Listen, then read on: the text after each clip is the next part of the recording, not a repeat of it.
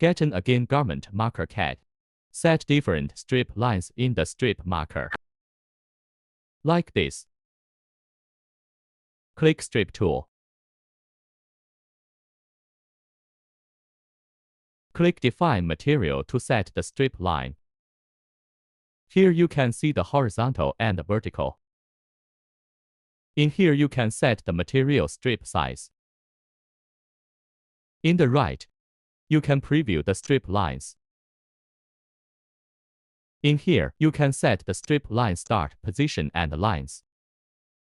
You can set Y and X. First one is used to set the first line position.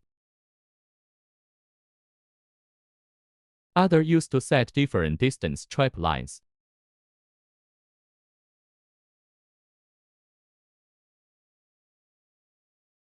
Click Add. You can add line. Click Del. You can delete the line. Click on the color block to change the color of the line. OK. Click Define Marks to add the mark. Click Add to add the mark. Edit the mark name. This mark only used to the horizontal line. So you only choose horizontal, not choose vertical. OK. The mark added. Close. Click the pattern in the pattern list box. Select Internals. In here you can see the internal number. Choose Stripe Adjust. Select the mark. Click Apply. This pattern set OK.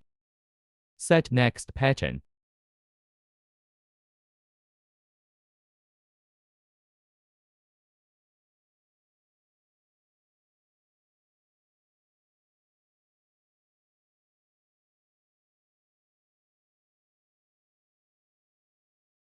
Open option, check it.